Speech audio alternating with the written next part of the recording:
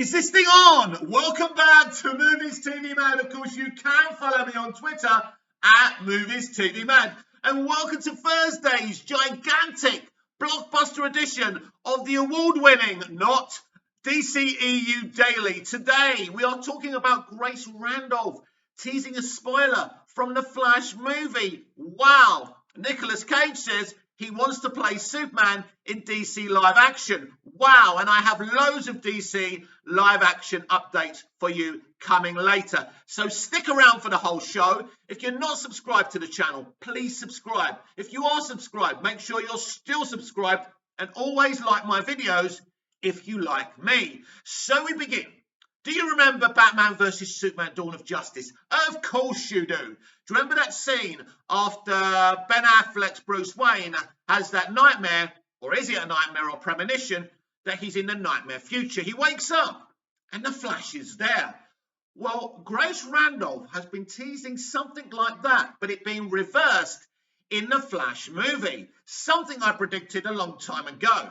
Now, what I said was, before anyone else said Batfleck wasn't going to die in the Flash movie, I said he wouldn't die, and by the end of the movie, he would go missing. Check out my previous videos if you think I'm a liar. I mean, everybody lies, right? But I'm not lying about this. Anyway, let's give this some substance. So, DC Films United posted this. This moment in the movie made me jump out of my seat. What other moment kept you on the edge of your seat? In the Snyderverse, Grace Randolph quote tweets this post. This was indeed a beautiful moment.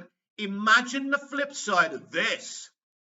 If they reversed it, question mark, winking emoji. A call for help? Wow. Hopefully a scene like that doesn't get cut by June 2023. So this is really interesting. So you probably think, what the hell is she talking about? So I'm going to break it down for you. So, who's seen Back to the Future 2? We've all seen Back to the Future 2. You at the back, you haven't? Go watch it now after you've seen this video. Anyway, so, at the end of Back to the Future 2, Doc Brown gets struck by lightning, right? He's in the DeLorean. He vanishes with the DeLorean, struck by lightning. Marty thinks, oh, fuck, what am I going to do now? This guy from the post office comes with a letter. The letter is from the Doc in 1885, telling Marty he's all well and good and not to worry about him.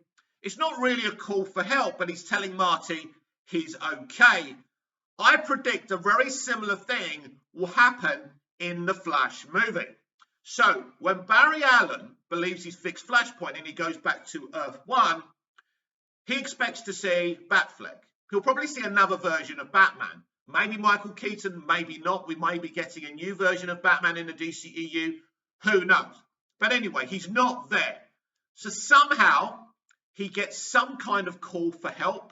Maybe a similar one to what we got in BVS. But this time, it's Bruce Wayne, you know, from the future. Or should I say from the multiverse, right? From the Snyderverse, yeah? You know, a pocket universe calling for help.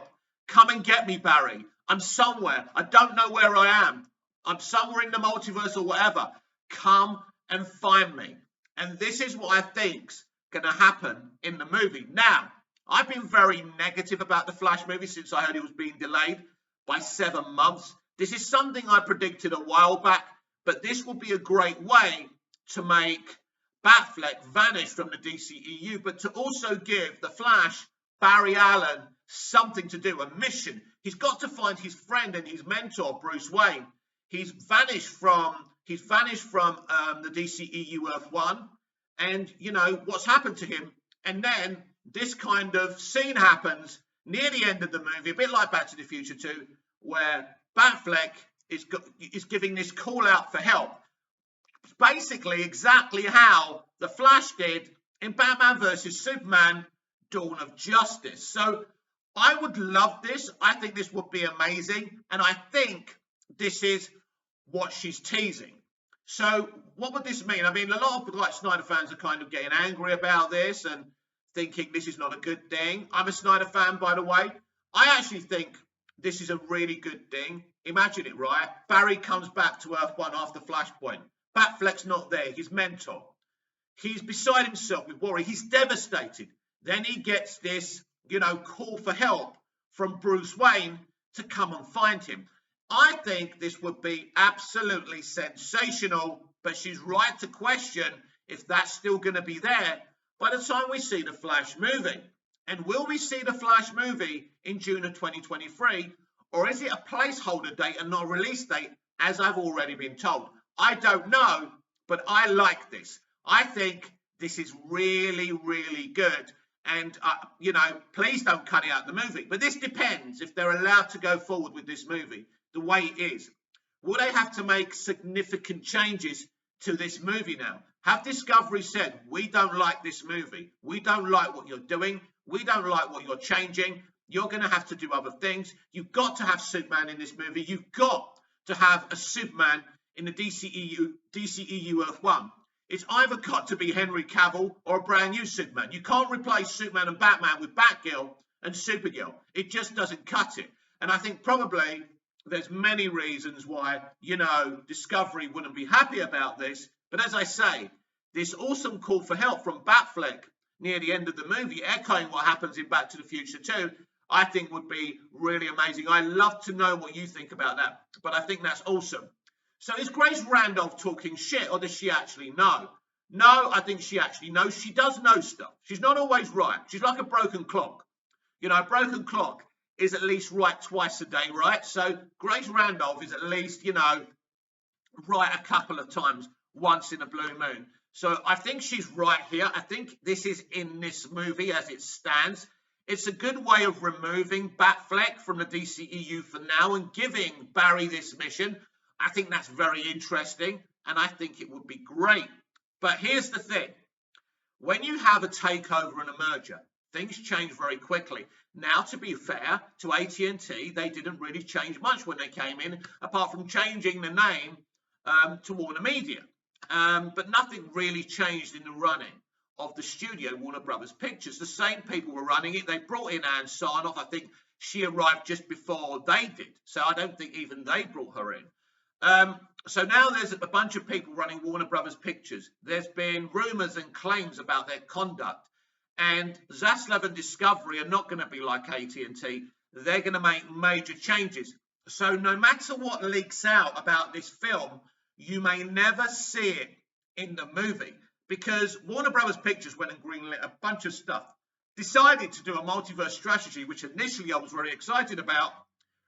But when you make decisions like that, you're doing them to try and change things quickly, to get rid of the Snyderverse, to do your own thing. And then, so you're like, as I said before, you're like a burglar in the middle of the night trying to get out the house and get away with the goods, right? And this is what they've been trying to do.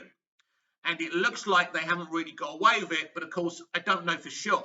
So as I say, this call for help from Batfleck would be very awesome as far as I'm concerned, and I really hope it happens. But, of course, this would mean that Batfleck wouldn't be around for a while. This would be a great way, it's not great by the way, but it'd be a clever way not to have him in the DCEU. But there could be another reason for this. Batfleck, when he's calling for help, could be in the Snyderverse. He just hasn't found the rest of the Justice League yet. He's on his own, he's scared, he's just, 1 minute he's in Earth 1, and now he's in this pocket universe, which I'm calling the Snyderverse, right? Within time, Barry will have to go there. Obviously to complete Zack's arc and things like that. Unless there's another version of Barry already there. Very complicated. This could be a way to restore the Snyderverse, as well as doing an interesting story for Barry to go and find the missing Batfleck. So this actually sounds encouraging, that they've actually thought about something. That they haven't actually deleted the Snyderverse, but they've put it in its own pocket universe. What Grace Randolph is teasing on Twitter could be what's happening. So, as I say, it's going to be very interesting to see if this actually stays in the movie. Only time will tell, but these rumors will continue to leak out, and we still have no word from director of the Flash movie, Andy Muschietti, and his producer sister, Barbara Muschietti. That, of course, is very, very curious. Now we move on. Nicolas Cage has said he'd be very interested in playing Superman in DC live action, saying, yes, I wouldn't have to do it for long though, would I?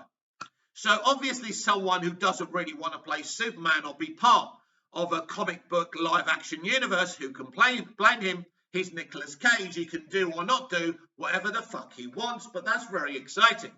Could it be that he's already shot scenes for the Flash movie, or he is going to shoot scenes for the Flash movie? Now, when Doctor Strange and the Multiverse of Cameos, Madness, a film I'm actually looking forward to, even though I'm making fun of it, was delayed by 2 or 3 months, Kevin Feige came out straight away and said, we're adding some cameos, okay? In other words, it's all part of the service. So we know it's frustrating, but we're doing it for the films and for the fans' own good. So no one was that angry, right? A little bit frustrated because you don't want to wait to see a movie like that. When The Flash was cancelled, I keep on saying cancelled, but, delayed, not a word from Andy Muschietti or Barbara Muschietti or the studio. All we got through the grapevine was, it's the VFX. Well, excuse me if I don't believe you and I don't trust you. And so it could be that they've delayed this movie to do some cameos, but you would have thought they would have done what Feige would have done. We're adding some cameos to the movie. But they didn't do that. That would have been an easy out for them. And we all would have been quiet after that. Wow, cameos, who are they adding in? I'd be doing videos about who else could be in the Flash movie. Maybe I'll do that. But I don't even know if the Flash movie is still a thing. Nobody knows what this delay means. Everyone involved in the movie is very, very quiet. Ezra Miller, Barbara, Andy Muschietti. No one's talking. And until someone actually says something, you can't deal with it. You can't react to it like you're reacting to the delay of Aquaman and the Lost Kingdom, or the bringing forward of Shazam! Fury of the Gods. Can't wait to see that movie. Or Black Adam being delayed. All those people involved in those movies have commented. But Andy and Barbara Muschietti haven't. Warner Brothers haven't. So something is definitely going on there. But I would be very excited to see Nicolas Cage's Superman in the DCEU or DC live action in general. Right, we move on to James Gunn. James Gunn has done very well with his Suicide Squad universe. His Suicide Squad movie doing very well on HBO Max. Peacemaker breaking viewing and streaming records on HBO Max as well. And the fan asked him, when are you going to update us about your new DCEU project? He goes, please give me a couple of weeks and thank you. So in a couple of weeks, James Gunn will be telling us, hopefully, what his new project will be. But why a couple of weeks? I keep on saying to you, nothing's going to be greenlit now until the merger with Discovery and AT&T is ratified. And that's why you're not hearing about a Batman sequel yet. Do you remember when they said it would be greenlit this week? I told you it wouldn't happen until the merger's done. And I'm right about that, because that sequel hasn't been greenlit. It has been really, but we haven't heard about it anyway. So in a couple of weeks' time, the merger will probably be done and dusted, and James will know what he's doing, because it may be a case that Discovery are not fans of Peacemaker or his Suicide Squad film. That's unlikely, because they've both made money for the streaming service. So I think James Gunn is A-OK. So what project could James Gunn be doing next for HBO Max? Well, he did tease a couple of weeks ago that it would be more serious and darker than Peacemaker. I think this is brilliant, because I think James Gunn needs to come out of his comfort zone. I think he's a very talented writer-director, but he's done a lot of the same stuff. Guardians 1, Guardians 2, very similar tone. Of course they would be, same movies. James Gunn's a Suicide Squad, very James Gunn. Peacemaker, very James Gunn. I would like to see the man outside of his comfort zone. So this is not a demand, but this is what I love to see. A prequel of Peter Capaldi's Peacemaker would do me... Peacemaker? Let me say it again. He didn't play Peacemaker. Anyway, let me start again.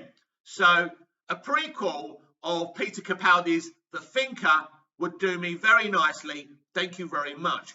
This is a fucked up character in the brain. Look at what he did. Look at what he did to Kaiju, right?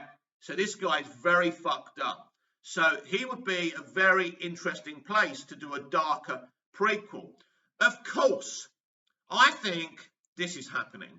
I think that Joe Manganiello keep on posting Deathstroke on his Instagram profile picture. isn't because of the Snyderverse, which will upset some people. I believe, and this will upset people even more if they're part of the Snyderverse fandom, I believe that James Gunn is doing a Deathstroke movie, stroke series, either on HBO Max most properly, or even to be released in theatres. This is what I think he's going to do. This is why I think he said it's going to be darker. He's obviously a big fan of the Suicide Squad universe. I mean, Deathstroke is more kind of Teen Titans, Batman universe. But listen, Joe Manganiello deserves his right and his opportunity, and it looks like he's going to get it. So I think it's pretty obvious that all the Deathstroke teases are not about the Snyderverse being restored, regrettably at this moment. Doesn't mean it's not going to happen. I think we're seeing James Gunn's Deathstroke being announced very, very soon. This would get me very excited. Even though I'm a Snyderverse stan, I'm an all-round DC fan, and I would love to see this. So this would be awesome, and I think he would do a very good job. And as I say, James Gunn needs to come out of his comfort zone. He needs to do something dark. He needs to do something compelling so he can show us that he can do it. He needs to show his versatility for the future of his career as well, because he can't keep on repeating himself, because people will start realizing this is a one-trick pony. I don't believe he's a one-trick pony, but a lot of the content he's done in the past few years has all got the same tone and the same type of humor. Now, James Gunn's humor can be, for me, a little bit cringy and unfunny. Some of it's great. I prefer his humor in the Guardians movies. I think it works a lot more than it does in his Suicide Squad movie and his Peacemaker streaming series on HBO Max, but that's just my opinion. So get ready for the announcement of James Gunn's Deathstroke. Again, let me know what you think about that.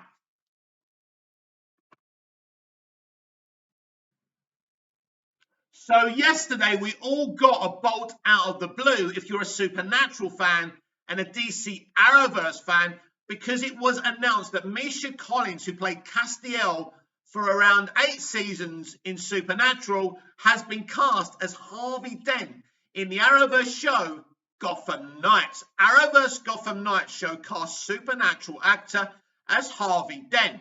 Now, I think this is very exciting casting, but I'll get to the but by the end of this article.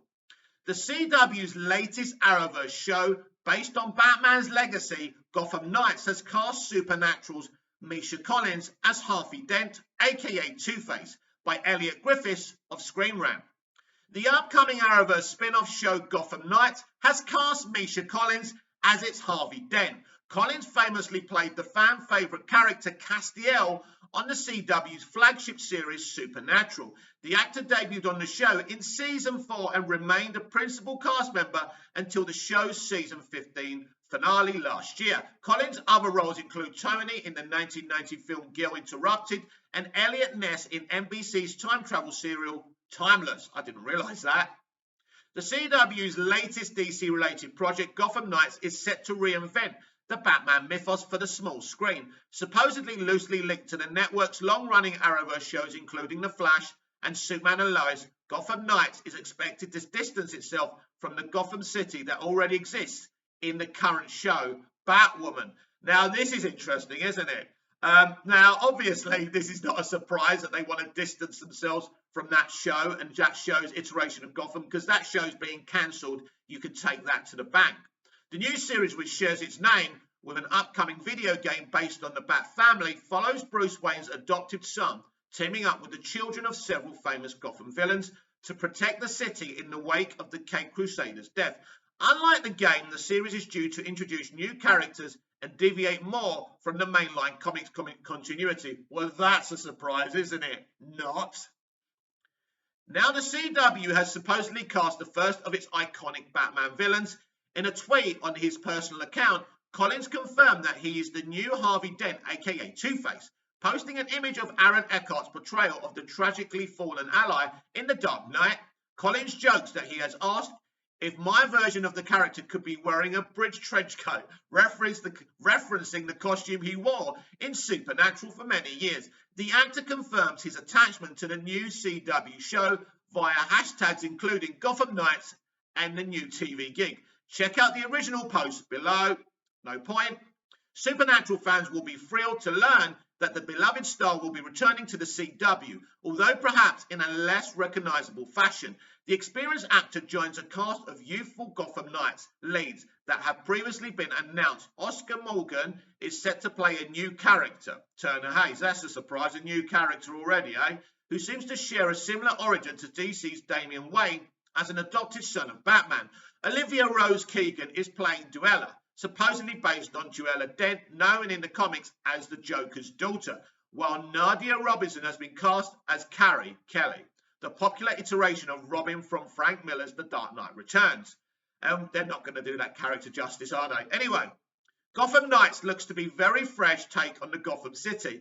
They mean creatively bankrupt and may not be as strongly linked to the Arrowverse as previous CW shows. Normally, I'd say that's a good thing. While some fans may be worried about the additions and alterations being made to the Batman canon in this tape, the casting of Collins proves that some familiar elements are heading to the show too. Batman and Supernatural fans alike will surely agree that the actor is a good match for the ethically split villain. Gotham Knights is in production now, with filming reportedly set to begin in Toronto and is expected to head the CW in the near future. Now, very important to understand, they're just shooting a pilot. I don't think this has been given a series order. I could be wrong. So they could still reject the pilot. Very, very interesting. So we'll see what happens there. But I've got another update about this, and I'll be back with you in a split second. Yes, we continue on Misha Collins being cast as Harvey Dent, aka Two-Face, in this new Gotham Knights series. And this is an article by Andy, whose surname I can never pronounce, from Screen Rant. Arrowverse's Two-Face origin story confirmed for Gotham Knights TV show. Now, of course, this would be very exciting if I had faith in the people doing this, because I do think these are the people who made Batwoman. So I am a little bit skeptical, but it does sound at least exciting. Anyway, Misha Collins will be joining the CW's Gotham Knights as DC Comics villain Harvey Dent, and the show will officially explore Two-Face's origin story. As Supernatural star Misha Collins joins Gotham Knights as Harvey Dent, character details reveal the DC drama will explore Two-Face's origin story. Every year, the CW continues to expand its Arrowverse DC TV lineup with more heroes and villains making the jump from panel to screen, as some of the other DC TV shows are starting to get closer to the finish line. The network is wasting no time trying to find the next set of shows to fill the void for this year's pilot season. The CW is developing a Gotham Knights series from the writer-producers of Batwoman. There you go. That's why I don't trust it. The one-hour drama won't have any ties to Batwoman. Now there's a surprise. Nor is it connected to the upcoming video game of the same name. And by the way, no matter what they say, we don't know if it's actually connected to Arrowverse either. The upcoming pilot will focus on a Gotham City that has lost its Dark Knight, as Batman has been deceased for some time in this world. Of course it's that story. Then they don't have to deal with Batman, because no one's letting the CW deal with Batman full time. Bruce Wayne's adopted son will form an unlikely alliance with other children of various Batman villains that together become the Gotham Knights. Batwoman's Chad Feverish, James Strovox, and Natalie Abrams are attached as writers and executive producers. Now, this is very, very interesting, right? Because, let's go. Natalie Abrams is actually a former, entertainment journalist. She used to be an entertainment journalist. Now she's a writer. That's interesting. I mean, I don't trust these people, these journalists. And I mean, a journalist turned writer. What could possibly go wrong anyway? Batwoman's Chad Feverish, James Strovox, and Natalie Abrams are attached as writers and executive producers, with Gotham director-producer Danny Cannon set to helm the series premiere. So Danny Cannon looks like he's a bit like what David Nutter did with the first episode of Smallville, being involved with the pilot but not further on. And I think this is what Danny Cannon's doing as well. So Danny Cannon did a great job with Gotham. The Gotham series was great. I would have preferred it if Danny Cannon is actually the showrunner of this show, which is obviously not going to happen. If they could keep Danny, I would have more faith on this show. as production is getting ready to start. Collins, who is best known as playing the Angel Castiel on Supernatural, just boarded the project as Harvey Dent. Following Collins sharing the official news that he is joining the CW drama, the network has revealed an official character description via Variety to give fans an idea of Gotham Knight's take on Two-Face. While Collins' iteration will start out as the classic district attorney, the CW promises that the Gotham Knights will see Harvey evolve into his comic book counterpart, sharing the following. So this could be very similar to what Michael Rosenbaum did in multiple seasons of Smallville as Lex Luthor. So this could be interesting, but again, I don't trust the people making this show. Dashing with a swagger, Harvey Dent is Gotham's charismatic, hard-charging district attorney with a rigid sense of right and wrong. Harvey's idealism and single-minded quest for justice will ironically and tragically transform him into one of Gotham's most feared supervillains, Two-Face. So it sounds very interesting, at least. Gotham Knights will be the latest live-action DC project to feature Harvey in a major role since Aaron Eckhart's Two-Face in The Dark Knight. While Gotham did feature a younger incarnation as played by Nicholas D'Agosto, Harvey had a small arc before the show completely forgot about the character in later seasons. Interestingly enough, Batwoman Season 1 name-dropped Harvey as still being Gotham City DA, confirming that their version had yet to become Two-Face on Earth Prime. Since Bruce is dead in the Gotham Knights pilot, this is obviously taking place on another Earth in the larger multiverse, because Bruce is being and gone, and there's never been a Two-Face, it's just Harvey Dent. So it's on another Earth, and it's not in Arrowverse, right? It wouldn't be shocking if Gotham Knights Season 1 concludes with Harvey getting acidic chemicals thrown at him by Sal Maroni, especially if they bring that character in early on. The first season could lay the groundwork that leads to the iconic moment from the comics where Sal goes after Harvey. If Gotham Knights goes to series, it will join the recently renewed Arrowverse shows The Flash and Superman and Lois for the 2022-2023 TV season. As Gotham Knights is almost done with casting and prepping to shoot in Toronto, Canada, fans will soon learn even more about what the potential DC TV series will look like on the CW. So the big question here is, would it be greenlit from pilot to series?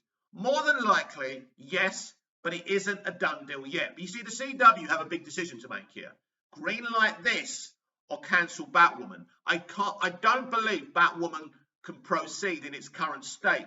They've ruined it. It's not the Batwoman you read in the comics. It's no good. You know, it's not fit for purpose. So I expect Batwoman to be cancelled and for Gotham Knights to replace it. One shovel of shit for two shovels of shit. Listen, Gotham Knights is great, but you're giving it in the hands of an ex-journalist. People who've already proved on Batwoman they don't understand or want to understand this beautiful, iconic DC universe and these iconic characters. All they care about is their extreme left bigotry. So I expect this show not to be very good, but it's very exciting that Misha Collins is involved. Of course, but Misha Collins didn't write Supernatural, right? So you can't give him the credit for that and say, well, he's in it, it's got to be good. No. Unfortunately, they'll fuck this up too. But reading all of that, it is kind of exciting. It's a shame that people involved in this show and Batwoman don't believe in the DC universe. So now let's update you about Superman and Lois. Superman and Lois Season 2, Episode 9 trailer, The Man of Steel, goes missing. The new Superman and Lois Season 2, Episode 9 trailer teases that Tyler Hoechlin's Man of Steel will be missing for unknown reasons next week by Andy again, whose surname I can't pronounce, from Screen Rant. The trailer for Superman and Lois Season 2, Episode 9 teases that the Man of Steel will be going missing for mysterious reasons. Things are starting to ramp up in Superman and Lois Season 2 as the Inverse Society is continuing to make its big moves after Bizarro's death. The Arrowverse drama has elevated Mitch Anderson to the status as one of the main villains for Season 2 in the latest Superman and Lois Episode 8. Several members managed to travel over to the other mystery dimension that Ali Alston has been speaking about for the whole season. With only 6 episodes remaining for the Superman and Lois Season 2, things will only get more intense as the show approaches its upcoming season finale. While Superman and Lois has a shorter season in comparison to some of the other Arrowverse shows, because they believe in not giving their cast and crew slave labour, fans were able to breathe a sigh of relief this week after months of waiting. The CW finally began its round of renewals, including Superman and Lois Season 3 being greenlit for the 2022-2023 TV season. Whether or not it will be back in the fall or slated for mid-season 2023, as per Season 2's premiere, this year remains to be seen. It'll be the same thing as this season, so you can put your hat on that. Following the events of this week's Superman and Lois episode Into Oblivion, the CW via TV promos aired a trailer for Season 2, Episode 9, which is set to air next week, titled 30 Days and 30 Nights. The trailer shows that after Superman travels to Metropolis for an assignment, as Lois refers it to before cutting over to a news montage asking where the Man of Steel is.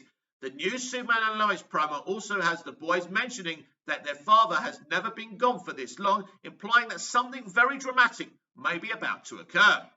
The official episode synopsis that was released by the CW for 30 Days and 30 Nights interestingly doesn't even mention what Superman will be up to next week.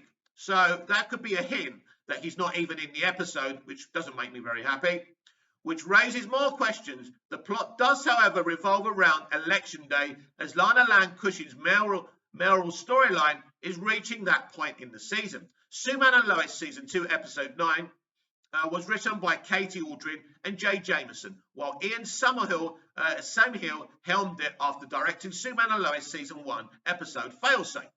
Based on Lois' concerns about the boys in the footage, it sounds like maybe Jordan and Jonathan may step up while their father is MIA.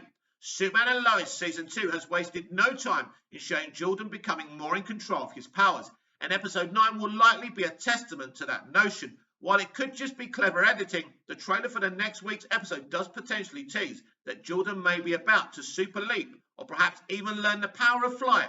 Fans will have to simply tune in to Superman and Lois next week to find out what is going on with Clark and how the family deals with his absence. So yes, sounds like a very interesting episode. I'm only teasing. I think Superman will be in that episode.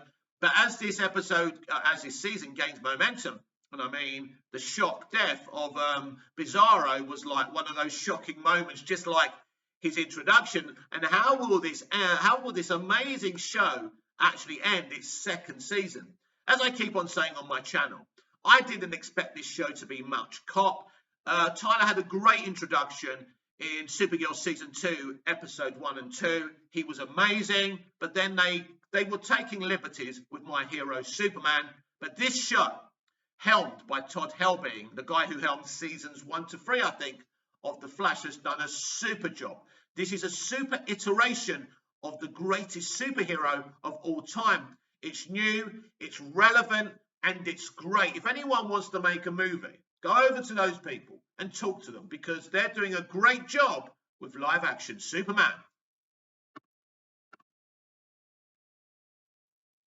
And finally today, I go back to this James Gunn Deathstroke movie or series I think they're going to announce in a couple of weeks. James Gunn said something very interesting yesterday. He said there will be more DCEU cameos in Peacemaker going forward, and other shows and content he does for DC live action, aka the DCEU. Of course, I love cameos and Easter eggs, but they shouldn't be the people's most important thing. But it's exciting to hear James said that. So in other words, he's definitely, for me, teasing this Deathstroke series or movie. What do you think, Snyderverse fans, or people in general? Do you think it's right for James Gunn to write and direct a Deathstroke story with Joe Manganiello in it, even though Zack Snyder cast him for the Snyderverse? Are you happy with that? Unhappy with that? I would be very excited that Joe gets this opportunity, but you may be triggered. So comment down below. This has been the DCEU Daily here on Movies TV Man. With me, Mick, your host with the most. Just ask your girlfriends and your wives. Like, share, comment, subscribe, hit the notification bell so you never miss this perfection. and I'll see you again later. So until we meet again, goodbye, au revoir, auf Wiedersehen. See you again soon.